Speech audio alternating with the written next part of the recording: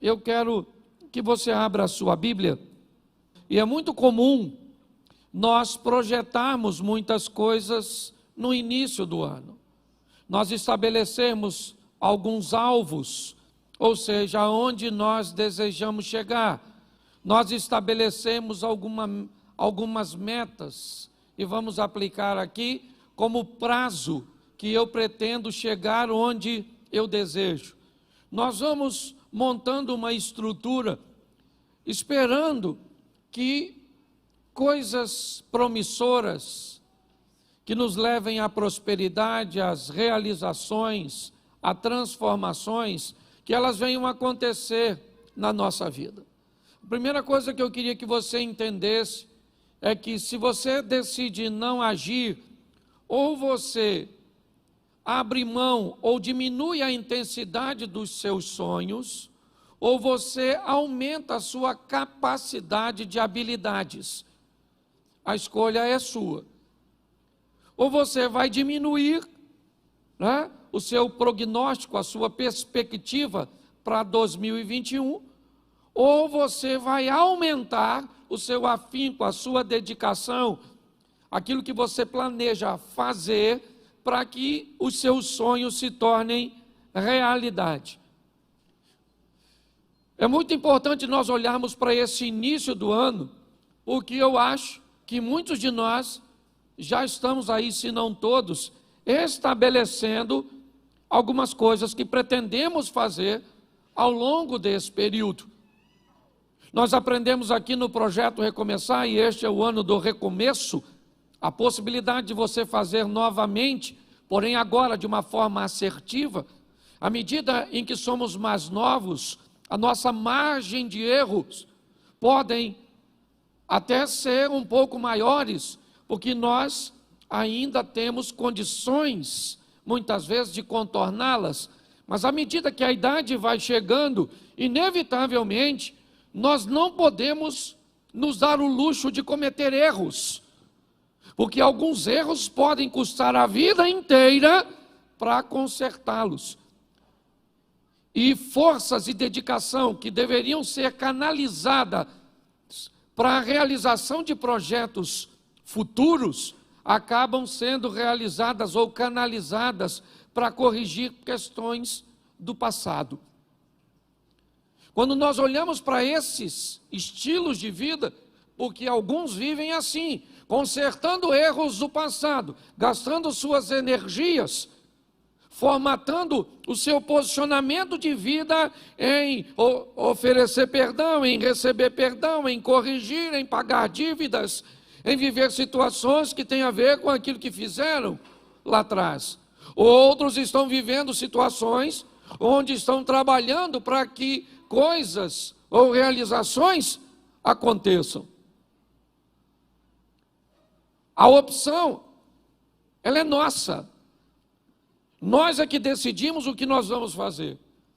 E hoje eu quero mostrar a vocês coisas bem simples, né? Algumas diretrizes do início, talvez algumas descobertas que possam nos despertar a reavaliarmos, a reposicionarmos nossa vida.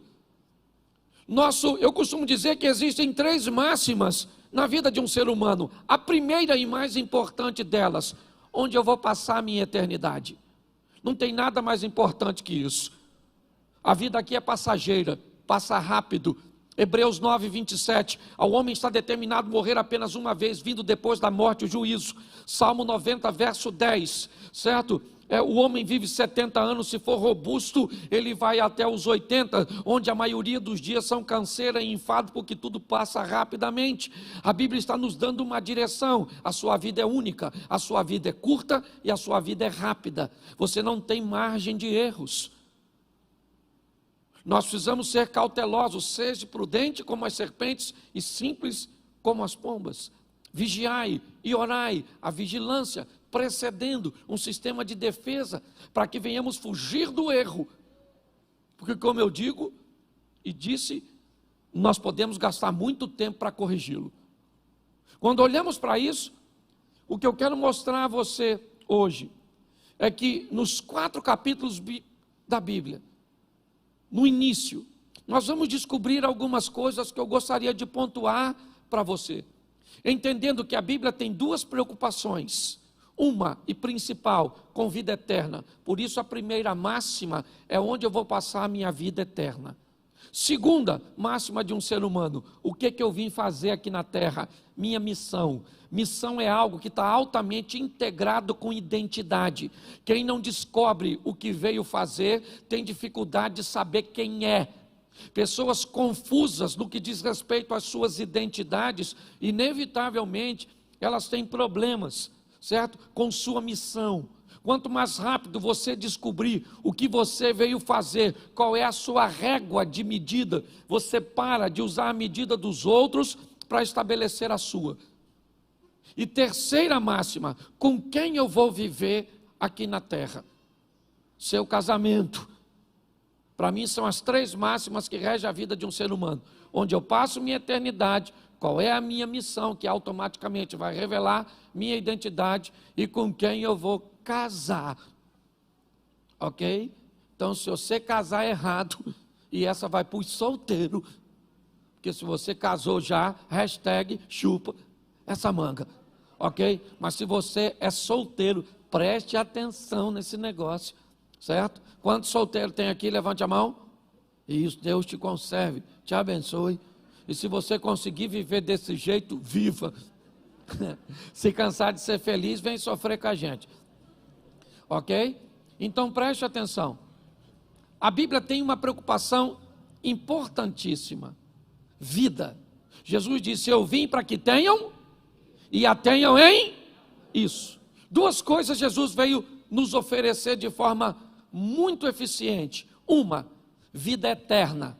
Ele veio para vencer o poder da morte e do caos e fazer com que o nosso nome seja escrito no livro da vida.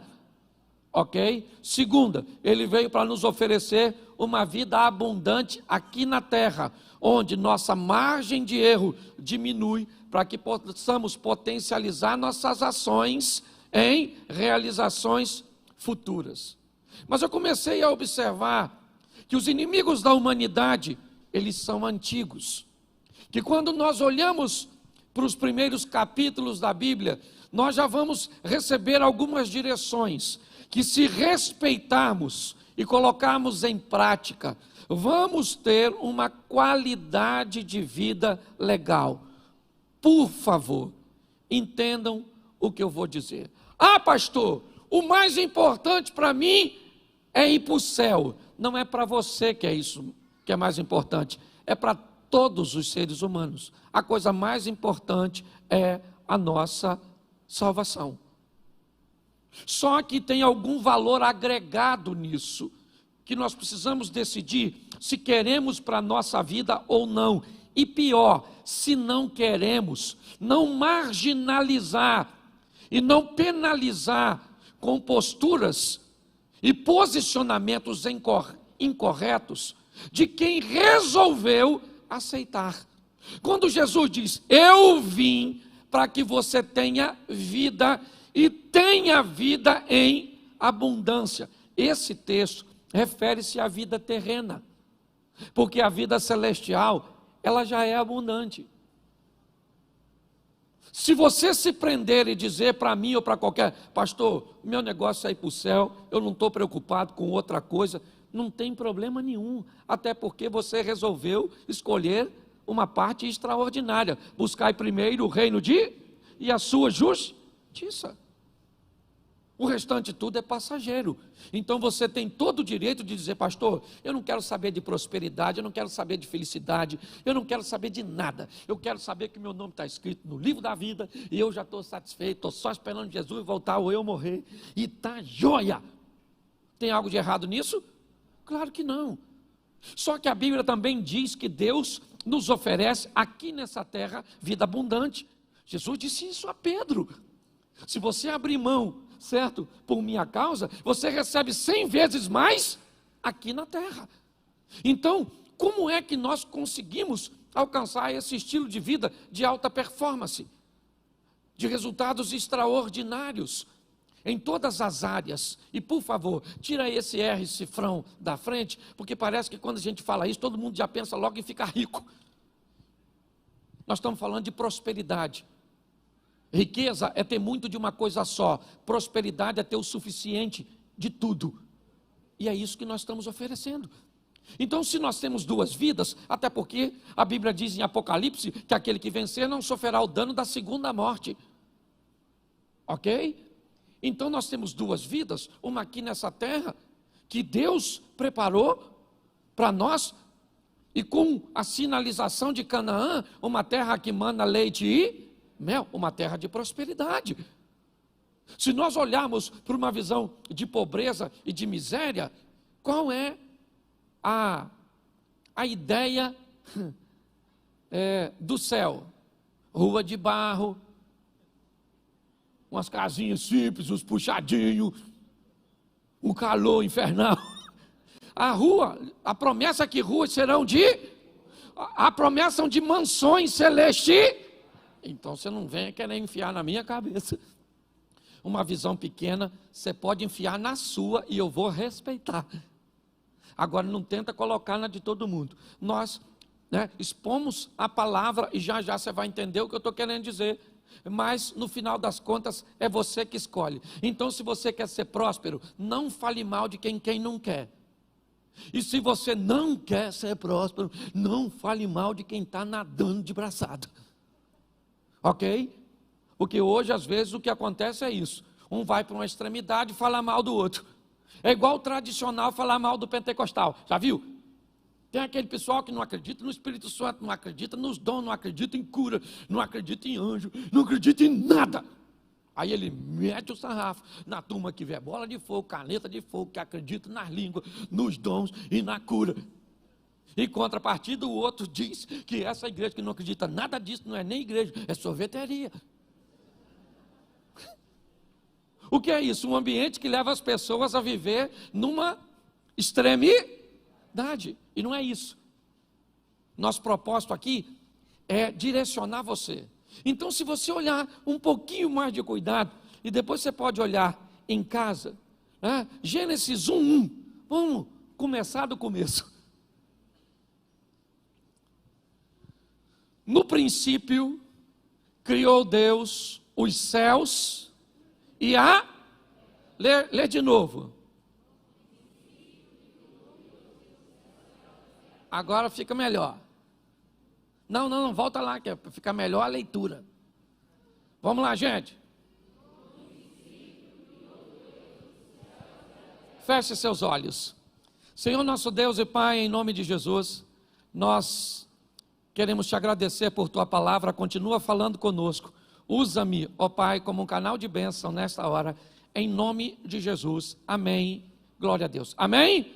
Preste atenção, porque aqui nós já vamos ter, no capítulo 1, a direção de como o homem deverá viver. Nós somos criados, ou fomos criados, à imagem e de Deus. Vamos lá. O texto diz: no princípio criou Deus os céus e a terra era sem forma e vazia, e o Espírito de Deus pairava sobre a face das águas. E disse Deus: haja luz, e houve luz, e viu Deus que a luz era boa, e fez separação entre as luzes e trevas, e Deus vai começar, haja uma porção seca no meio das águas. Preste atenção, porque o que Deus está dando direção é o estilo de vida que Ele vai pedir que nós venhamos a viver. O que é a fé? A fé é o firme das coisas que não mas que se esperam. A Bíblia diz que o justo viverá pela fé. E se a fé é o firme fundamento das coisas que não se veem, mas que se esperam, Deus está criando o mundo utilizando uma coisa que vai pedir que nós tenhamos. O que é? O que é? Fé. E disse Deus: haja. A luz existia, mas passou a existir. Deus começa a chamar à existência as coisas que não existem como se ela já existisse. Quando nós olhamos o início do Gênesis, é ali que nós vamos entender que estilo de vida nós precisamos trilhar. Porque preste atenção, o justo vai fazer o quê? O justo vai fazer o quê? Viverá. Preste atenção. A fé para nós não é um momento. A fé para nós é um estilo de vida. O justo viverá pela fé. Ah, pastor, eu não sou justo porque eu sou pecador. Quando a Bíblia diz o justo viverá pela fé, ela está querendo dizer o justo é todo aquele que foi justificado por Jesus, não aquele que não tem erros. Cuidado com a aplicação literal de uma palavra que ela pode atrapalhar a sua vida. O que é um justo na Bíblia? Quando a colocação é: Jó era um homem justo, sim ou não? Sim ou não? Mas ele cometia erros, sim ou não? Sim, mas a Bíblia diz que ele era justo. Qual era a justiça desse homem? Acreditar que havia um Deus cujo qual ele servia. O que a Bíblia está nos dizendo no capítulo 1 é: nós precisamos entender que o nosso estilo de vida vai ser de fé. A nossa vida vai depender da nossa fé. Ou seja, aquilo que faz com que acreditemos em coisas que ainda não aconteceram, mas nós temos certeza de que o nosso Deus está no controle de tudo e Ele vai agir a nosso respeito. Amém? Sem fé é agradar a Deus. O modelo de criação é baseado na fé. Eu não estou dizendo que Deus tinha fé, eu só estou dizendo que Ele está utilizando uma forma de criação para nos ensinar o que é fé. Chama as coisas como se elas já existissem.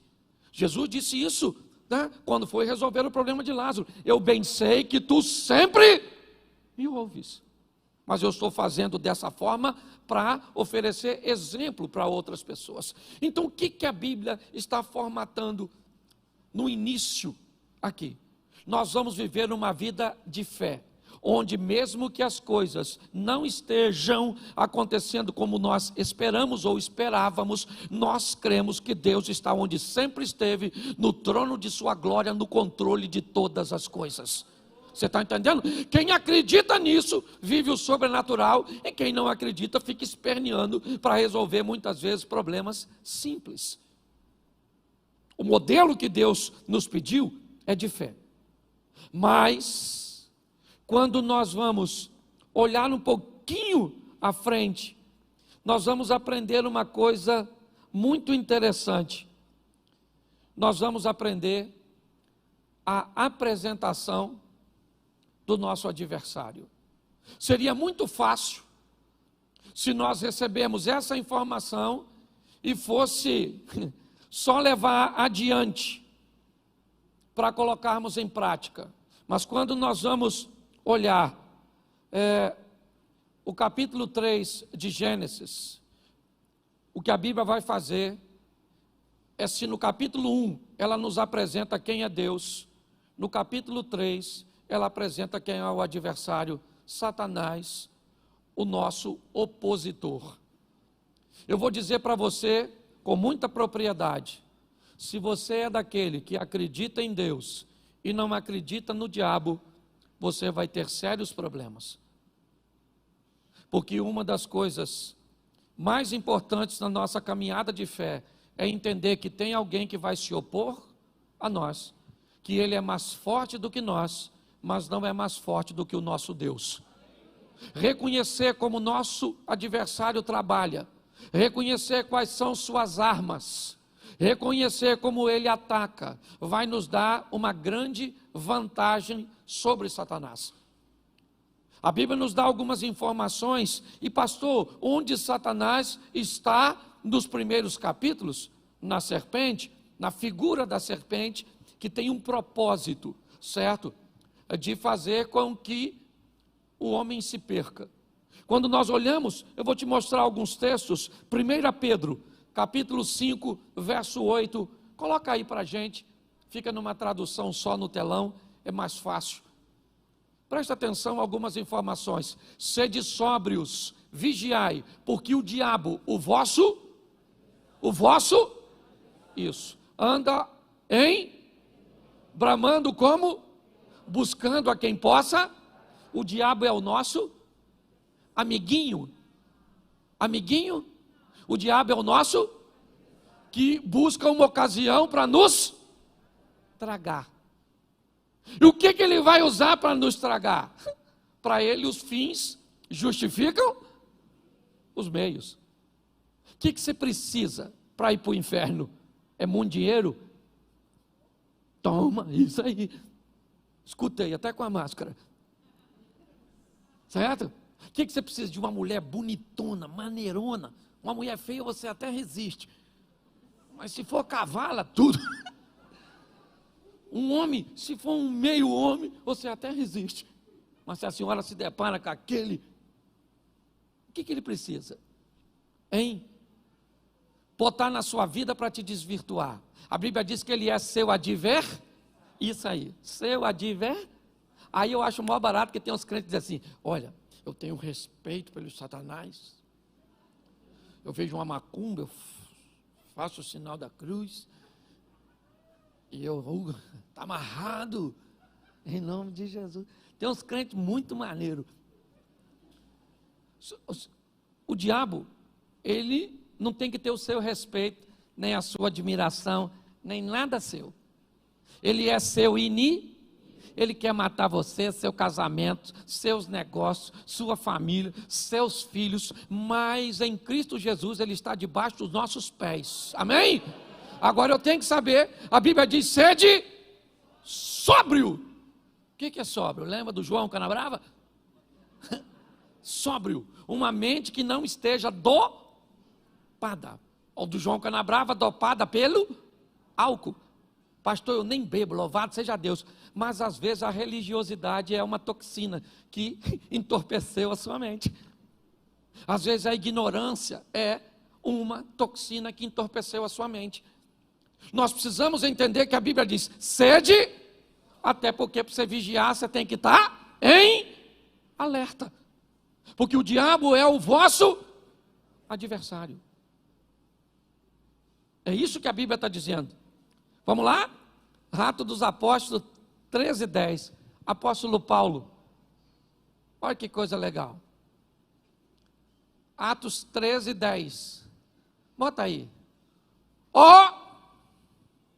Lê para mim aqui. Filho do. Sabe o que Paulo está falando? Que ele mais é filho do. Quem foi que falou isso?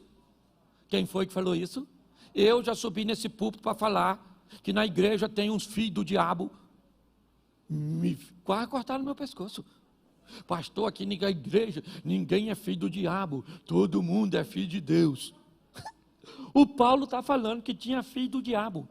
E se tinha filho do diabo lá, tinha ou não tinha? Tinha ou não tinha? E tem filho de diabo perto da gente às vezes, sim ou não? Sim.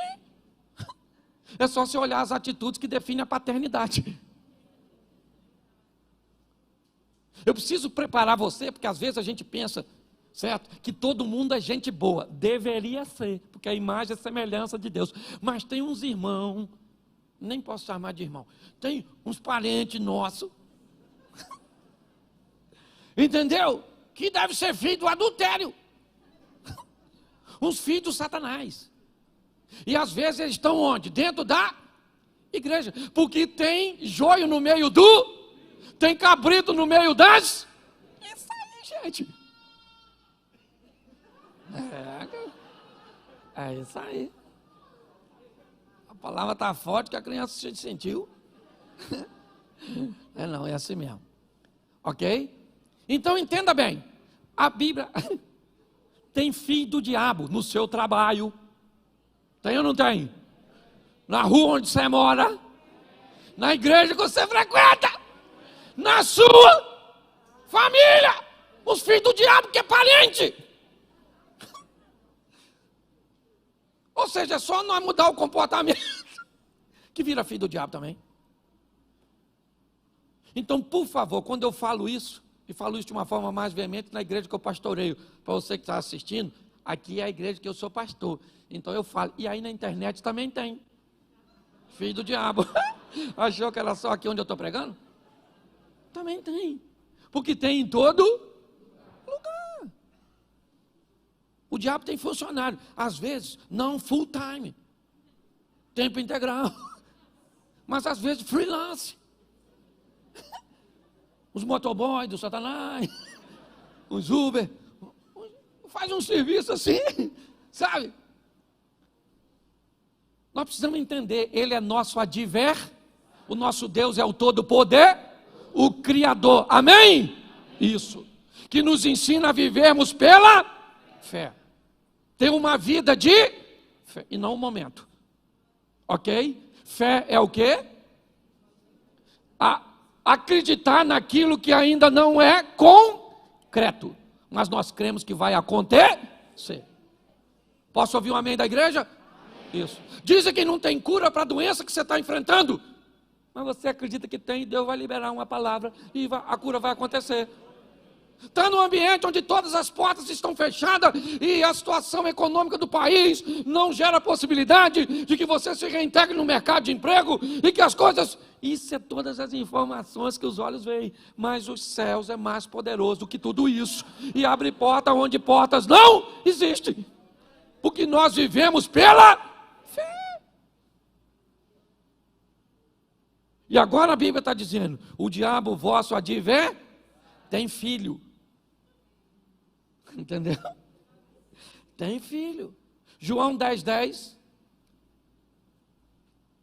João capítulo 10, verso 10.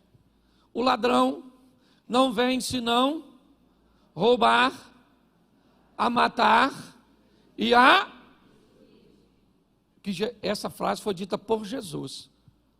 Ok? O que ela está definindo é o perfil do nosso adversário. Primeiro, nós temos um.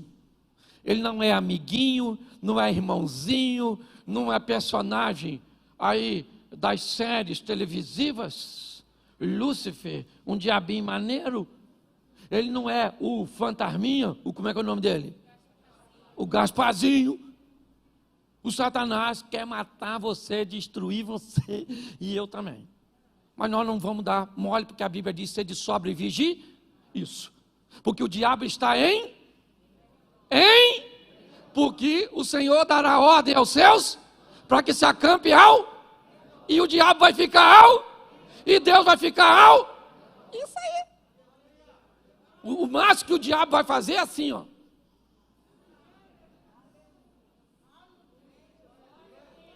Olhar você viver o extraordinário na presença de Deus e cercado pelo Senhor. É isso. Não dá mole, porque se você for lá fora, ele te arrebenta. Quem já foi, sabe. Volta tudo ferido. Eu tenho um cachorro lá no meu sítio que está atravessando esse problema. O lourinho. Lá no sítio tem comida, tem segurança, tem tudo. Tem espingarda, nós tem, para espantar. É de zumbi, mas tem. O lourinho foi lá na mata. Se meteu com o bicho. O bicho arrebentou. Hoje tive que mandar botar uns remédios nele aqui, que arde. Quase chorei enquanto eu estava tomando banho para vir para a igreja. De tanto que ele chorou. Mas no final eu fiquei com pena do lourinho não. Que eu pensei, lourinho é um otário. Lá na mata tem filho do diabo. Arrebentou meu cachorro. Quem quiser ver, pode ir lá, não estou contando história não. Lourinho está lá, amuado. Eu não posso nem falar onde é que feriram ele. Que senão vai ficar mais feio ainda.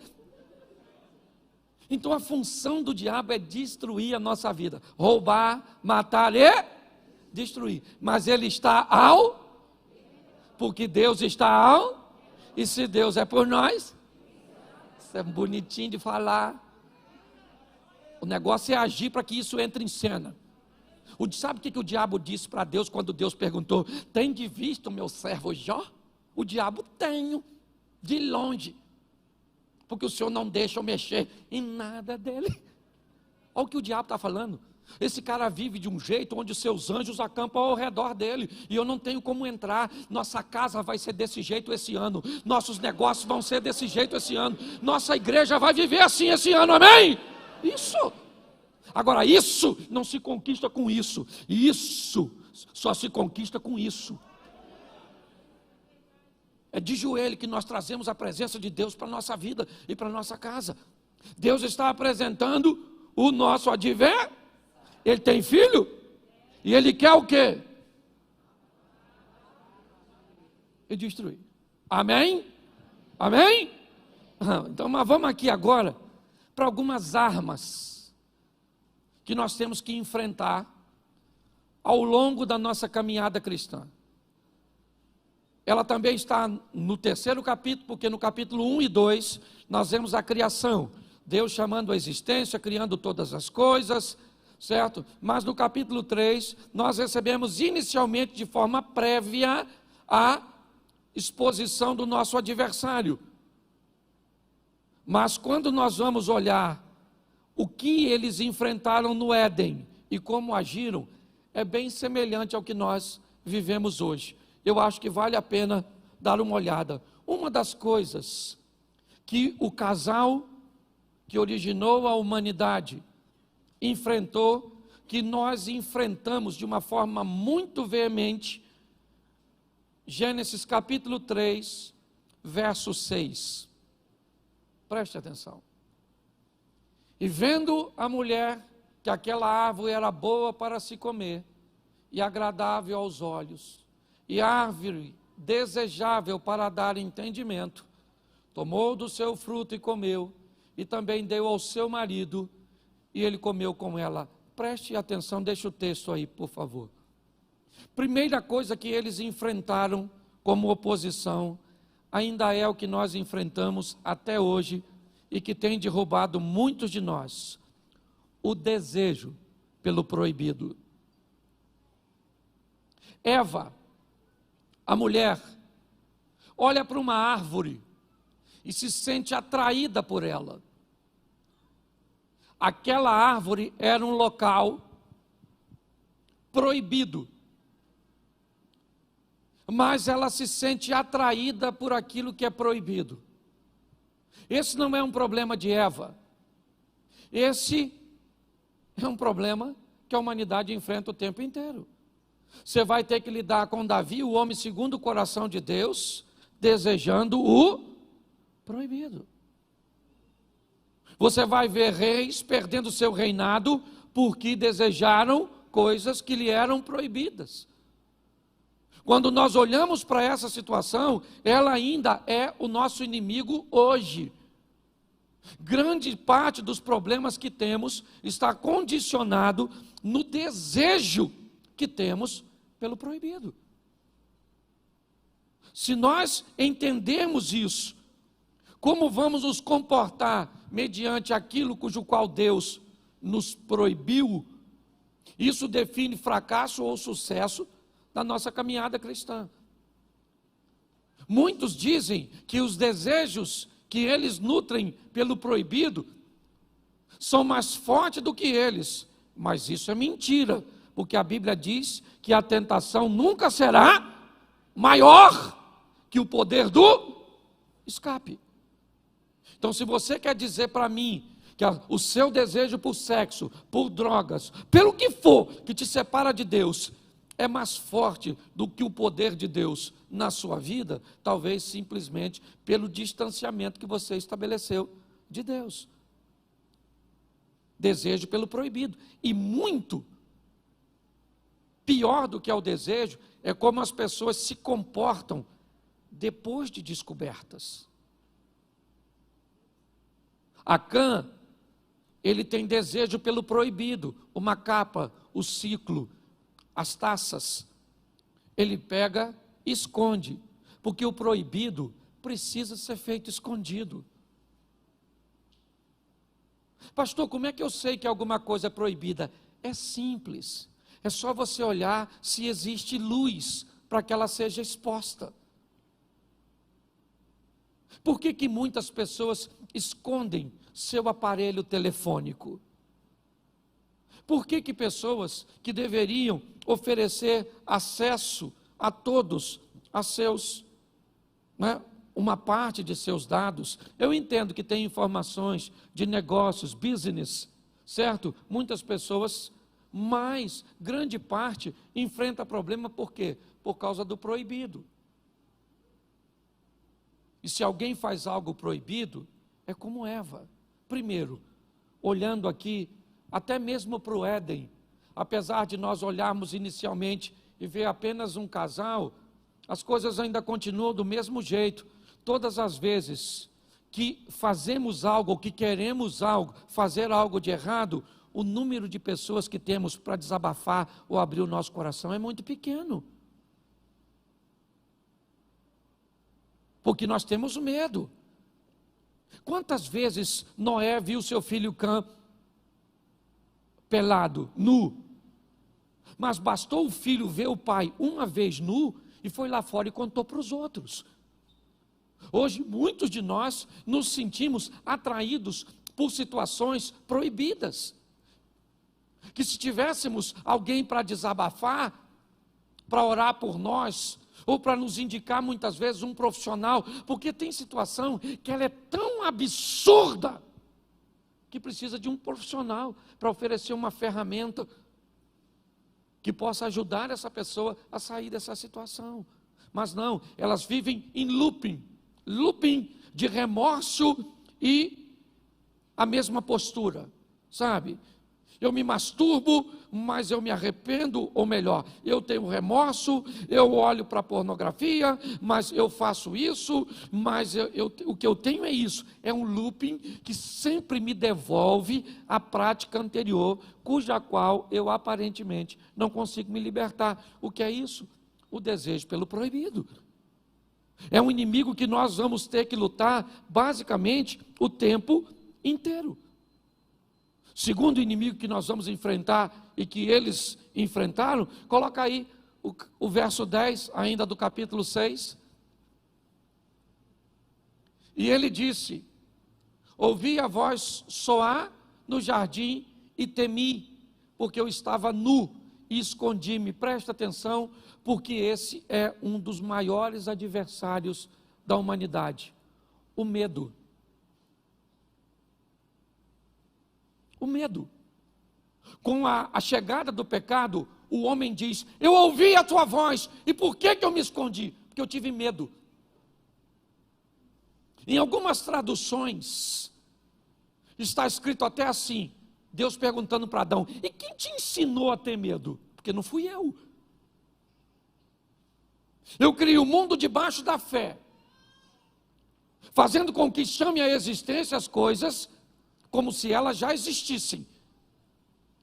Estabeleço toda uma estrutura, e agora você vem dizer para mim que está com medo? E é isso aí. Eu estou com medo de sair, eu estou com medo da violência, eu estou com medo do dinheiro faltar, eu estou com medo de ser dizimista, eu estou com medo de casar, eu estou com medo de ter filhos, eu estou com medo de não arrumar emprego, eu estou com medo disso, eu estou com medo daquilo. Nós vemos hoje, como nunca, o medo. Um dos nossos parentes e companheiros mais próximos. Você vai entrar num elevador, você entra, quando ele abre, alguém olha para você e define se vale a pena entrar no elevador que você está ou não. Com medo, medo, medo. Hoje muitas pessoas ainda vivem enfrentando os mesmos inimigos do Éden, o desejo pelo proibido, certo? O medo ainda é um dos nossos grandes adversários. Você quer outro? Coloca aí o versículo 7, volta um pouquinho. Então foram abertos os olhos de ambos, e conheceram que estavam nus, e coseram folhas de figueira, e fizeram para si aventais. Preste atenção, porque esse é um texto que nós precisamos ter muito cuidado quando olharmos para essa expressão nu. Porque se nós formos olhar isso, nós temos tribos indígenas e uma série de situações onde pessoas andam nuas e não tem nenhum tipo de constrangimento. Mas me parece que esse texto tem uma informação preciosa. É dizer que este casal cometeu um erro e vai tentar consertar por si mesmo, para tentar cobrir aquilo que tinham feito, e aqui representado na nudez. Eles vão coser, eles vão fabricar, certo? Vão preparar alguma coisa que pudesse cobrir a sua nudez. Ou seja, o que nós aprendemos aqui, que é um erro grave, tentarmos resolver coisas cujas quais nós não temos poder. Ah, pastor, eu não acredito nesse negócio de Jesus Cristo salva. Eu acredito que eu tenho que ser bom, eu tenho que fazer o bem, eu tenho que ajudar as pessoas, eu tenho que cuidar das pessoas. O que é isso? É fazer folhas de figueira para cobrir a própria nudez. É tentar resolver um problema que só Deus pode resolver. Eu vou te mostrar isso mais à frente, mas tentando resolver por si mesmo. Tem coisas que você é capaz de resolver, tem perdão que você é capaz de liberar, tem mágoa que você é capaz de equacionar, mas tem coisas que só o Espírito de Deus tira do seu coração. Tem coisas que só Deus pode fazer por você, e muitos cometem o erro de achar que são capazes de resolver todas as questões. Não, aquilo que você pode resolver, não faça corpo mole, resolva. Tem coisas que vai mudar seu casamento e que não é Deus que vai fazer, é sua decisão. Tem coisas que não vão mudar sua situação financeira, não é Deus que vai mudar, é a sua maneira de administrar, é a sua maneira de lidar com os recursos que chegam até você. Precisamos entender que esse ainda é um dos grandes problemas. Pessoas que tentam resolver tudo do seu próprio jeito. Ah, é? Você magoou sua mulher e agora você acha que ajoelhar lá e pedir perdão vai consertar tudo? Tenta, irmão. É isso. É dessa forma. Ah, então você fumou 20 anos da sua vida e agora você está com enfisema pulmonar, com câncer no pulmão, e agora você vem para a igreja e você vai dizer: "Ô Senhor, o Senhor me cura". Ele tem poder para curar, sim ou não? Mas se ele não curar, quem foi que causou o problema? Você mesmo.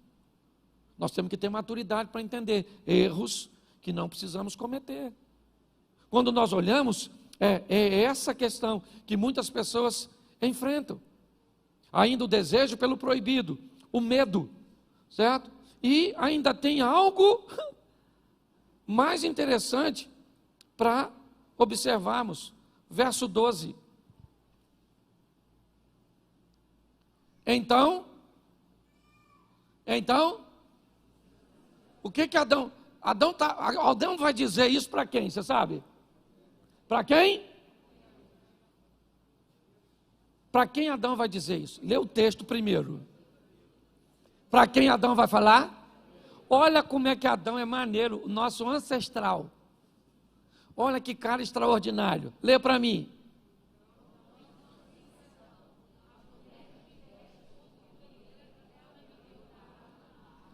O Adão acabou de botar a culpa dos seus problemas em duas pessoas.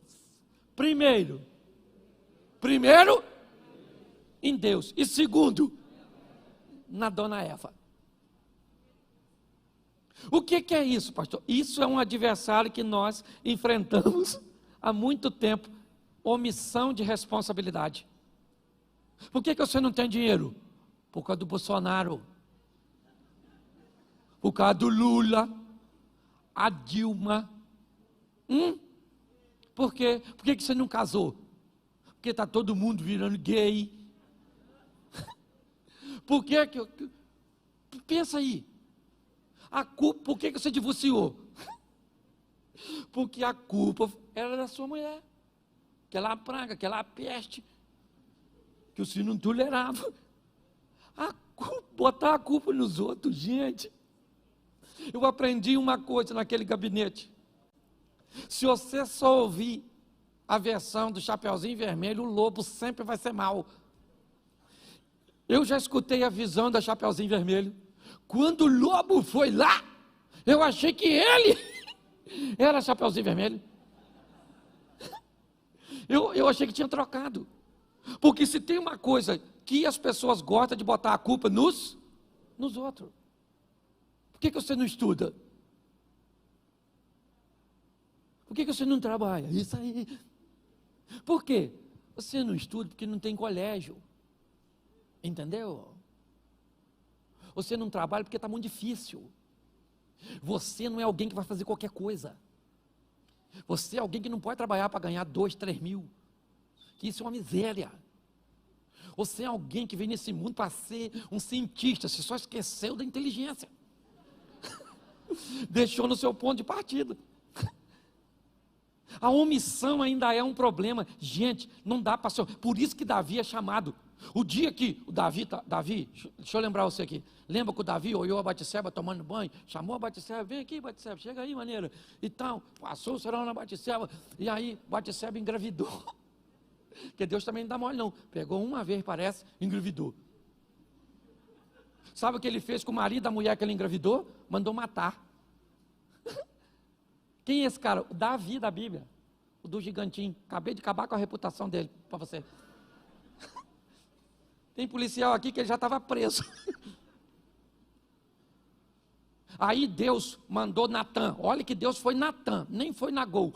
Deus foi lá Natan e falou: Natan, dá um pulinho lá na casa do Davi, que eu tenho umas paradas para resolver, uma resenha para resolver com ele. Você vai lá e vai falar com ele que ele adulterou e matou o cara. Davi foi, Natan falou: o cara vai me matar. Deus falou: não, conta uma historinha para ele. Aí o Natan chegou lá, contou uma historinha, né? E eu acho o maior barato, porque o Natan falou assim: olha Davi, deixa eu falar uma coisa com você, aqui no seu reino tem um homem que tem uma ovelhinha e o outro tem 100. Aí vem um viajante para comer na casa desse homem que tem 100 ovelhas. Davi, sabe o que ele fez? Pegou a ovelha do vizinho que tinha uma só e comeu. Davi falou: o quê? Isso é um absurdo, um assinte. Quem é esse homem? Natan falou: tem espelho aí, irmão? Esse homem é? Aí Davi falou: ai, pequei. Ah, Frozinho, preste atenção. Quando ele descobriu que estava errado, a primeira coisa que ele fez foi o quê? Salmo 51, ainda que os meus pecados, certo? O Senhor pode me dar um coração novo, uma vida nova. O cara se arrepende.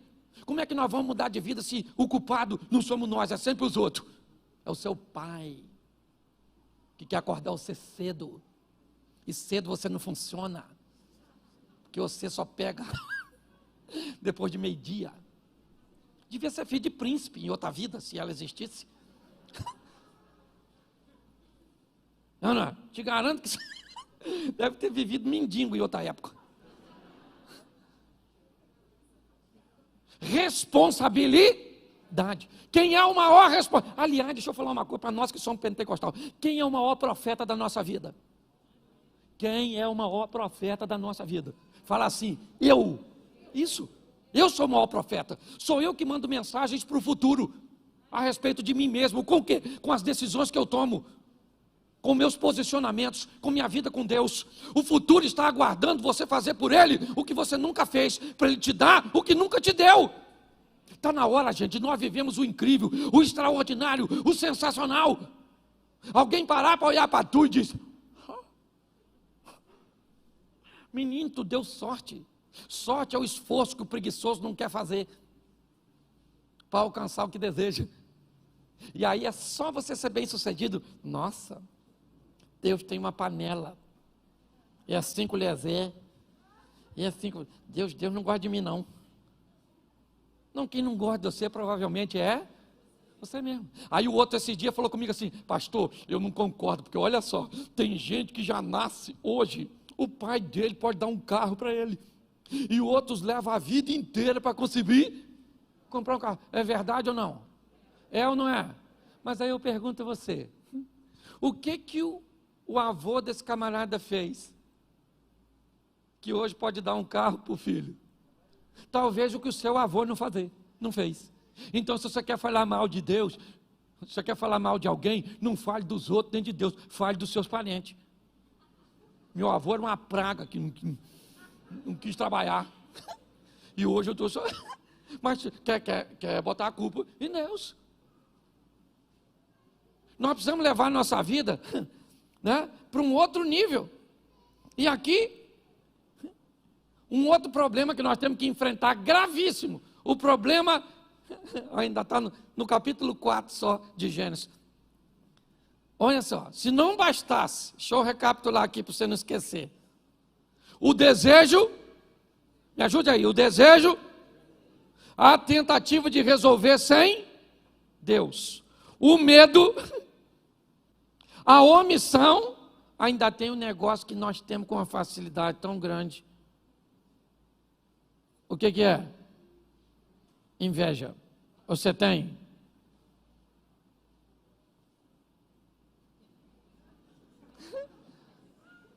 Menino, vou falar uma coisa para vocês aqui, vocês não contam para ninguém. Esses dias estou eu olhando minha rede social, quando de repente passei assim no Instagram, de uma pessoa, menino, mas ela tinha tanto comentário numa foto, aí eu botei numa minha.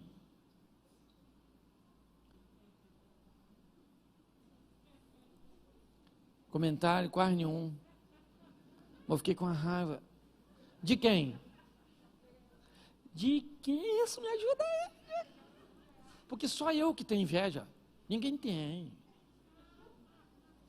A história do Caim e Abel ainda continua na nossa vida o tempo inteiro. É a gente medindo a nossa vida pela régua dos outros. Pare de ficar olhando o que está acontecendo na vida dos outros e trabalhe para as coisas acontecerem na sua vida. Eu estou falando para você, estava eu lá olhando. E esse movimento, até criança de 1 ano já está fazendo. Você entende? Inveja. Inveja. Lembra? Eu já contei isso aqui, já estou terminando já. Eu fui viajar, eu não gosto de falar cidade porque é complicado. Né? Esse dia o Elvis veio aqui e falou que uma praia parecia um valão, que eu falei, quando ele aparecer lá, o nego vai matar ele. Eu fui numa cidade pregada do interior do Nordeste e teve um apagão na cidade. Não é, foi esse que teve agora no Amapá, Macapá, alguma coisa assim. Anteriormente, já tem um tempinho. E teve um apagão, e era no Nordeste. O Danilo Gentili fez uma brincadeira, dizendo lá no Nordeste já não tinha água. O pessoal queria matar ele lá quando eu fui. Perguntou até se eu conhecia. Eu falei, não ando com esse tipo de gente que fala essas coisas. Tive que me esquivar. Certo? Então tem que ter cuidado. Mas eu estava numa cidade dessa aí, e o cara falou comigo assim, pastor, você não quer andar na minha lancha? Eu nem estava muito afim, mas lá é quente. Pensa num lugar assim, que você anda na rua, parece que você vai encontrar o Sadraque, o Mesaque e o Abednego. Sabe? O pessoal de lá, se for para o inferno, vai pedir uma blusa de frio. Por isso que eu não posso falar a cidade. Eu falei, eu vou. Menino, o cara me botou numa lancha, mas pensa numa lancha. E mandou eu deitar-se na frente, eu deitei, parecia aqueles modelos. E o cara com aquela lancha, eu falei, Jesus do céu. Aí no final, quando ele parou a lancha, que eu achei que já tinha acabado, ele falou, você quer me dar uma volta no meu jet ski? Eu falei, que é isso, irmão? Eu falei, não sei andar nisso não. Ele falou, é fácil. E fui eu andar num tal de um jet, gente. Se você acha que dinheiro não é para você, anota o número da conta aí, para você depositar na minha. Porque eu fiquei fascinado com aquele jet ski. Mas fiquei. Aí no final eu falei para ele, rapaz, jet ski maneiro. Ele falou, compra um para tu, pastor. Eu falei, que é isso, rapaz? Esse troço é muito caro. Ele falou assim, que caro nada. Quando ele me falou o preço, eu falei, rapaz, negócio maneiro. Saí de lá com a ideia de comprar um jet ski. Cheguei em casa, fui contar para quem? Para a esposa. Certo? Não sei se contar ou pedir autorização. Contar é uma maneira masculina de defender o território. Falei para minha mulher, filha, eu vi um negócio super maneiro. que eu vou comprar para a gente. Fui eu que andei, já disse que era para nós. Já dá uma confusão danada, né? Ela falou o quê? Eu falei, um jet ski, menina. É extraordinário. E ela me fez uma pergunta que eu não tinha parado para pensar. Para nós andar onde, Cláudio? Eu falei, você sabe que eu não sei? Eu só queria ter. Porque na maioria das vezes nós queremos coisas que nós, na verdade, não. Mas só porque os outros, ainda é um problema nosso. Está assim de gente endividada porque compra o que não precisa para pagar com dinheiro que não tem, para mostrar para quem não gosta. E o culpado quem é? Satanás, devorador. Tem gente que está com o nome mais sujo que o do Satanás. Serasa. Você está rindo de quem? De mim? Mas você sabe o que é mais legal de tudo isso? É que apesar da inveja, da omissão de responsabilidade, do medo, da tentativa de resolver sozinho e dos desejos proibidos, por causa disso, lá no Éden, Deus expulsou o homem. Mas antes de expulsar, coloca o versículo 21, por favor.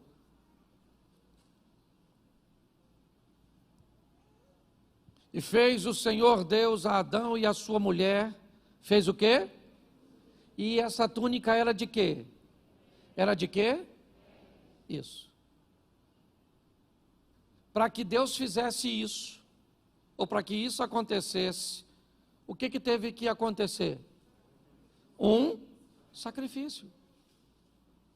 Para que as coisas fossem corrigidas, Deus vai tirar o homem do Éden, sim ou não?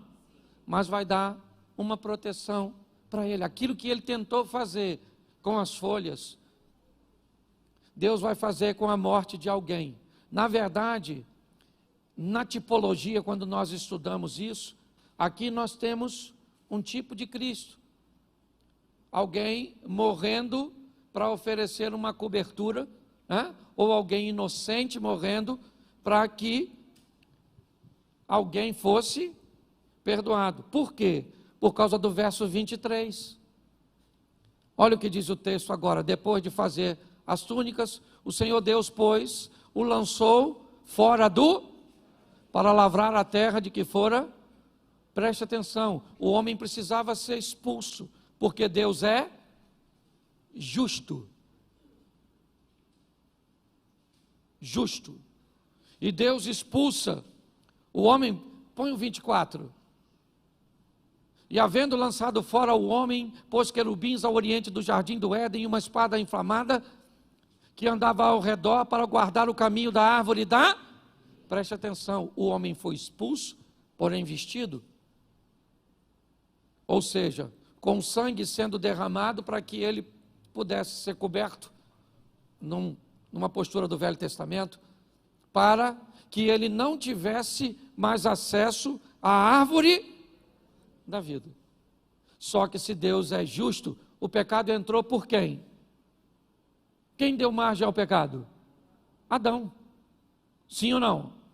Sim, eu tenho uma palavra que eu falo que para mim foi um erro de comunicação. Quando Eva está conversando com o Satanás, é fácil descobrir que ela não entende do que está falando. As informações que Adão deu a Eva, no que diz respeito a que ele recebeu, não eram fidedignas.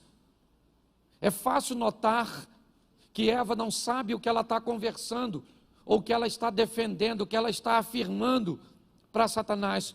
Por isso, ela acaba perdendo a batalha. Quando nós olhamos para esse momento, o que nós vemos?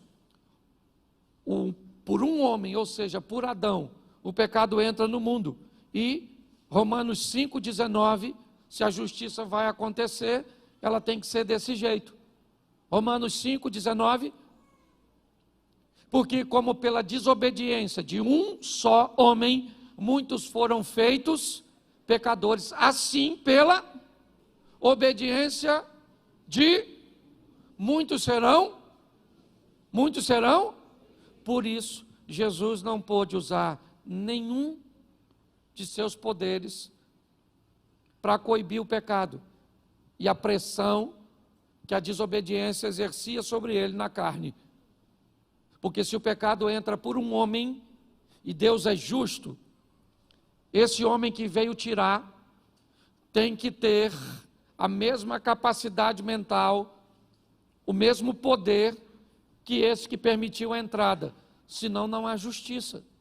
Só que Apocalipse diz uma coisa, e eu termino aqui, Apocalipse 2:7, por causa deste homem, certo, da obediência deste homem, nós podemos fazer parte ou trazer esse texto para a nossa vida. Quem tem ouvidos, ouça o que o Espírito diz às igrejas. Ao que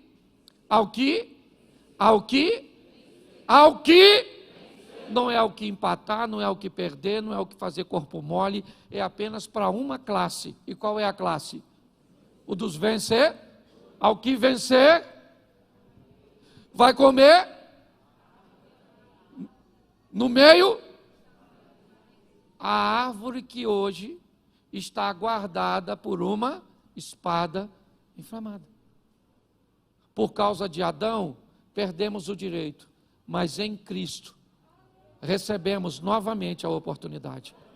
Eu queria que você saísse daqui hoje com essa palavra no seu coração, porque eu sei que a Bíblia me diz que quando eu prego, pessoas que me ouvem recebem como um solo à beira do caminho, outros recebem como um solo com pedras, outros recebem com um solo de espinhos e outros recebem em terra boa. Se eu usar isso por proporção, o que a Bíblia está dizendo na parábola do semeador é que quando eu lanço uma semente, apenas 25% dela será proveitosa inicialmente. Pessoas espinhosas ou com espinhos terão que ter, ao longo da caminhada, os cuidados da igreja, o nosso cuidado, para que elas possam, esses espinhos sejam removidos, as pedras, ou esse solo compacto, onde acaba o culto, você vai embora e as suas preocupações tiraram sua atenção, o seu celular tirou sua atenção, o amigo que está do seu lado tirou a sua atenção. Nós lidamos com tudo isso. Por quê? Porque o diabo é o nosso adversário. Por quê? Porque o diabo tem filhos. Por quê? Porque ele veio roubar, matar e destruir.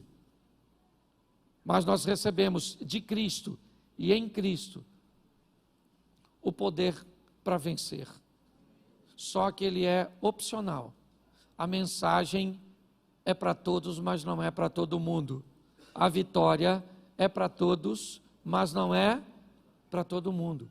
Porque todos ouvem, mas nem todo mundo recebe e toma o posicionamento. Que esse seja um ano de recomeço para você e para a sua história em todos os segmentos.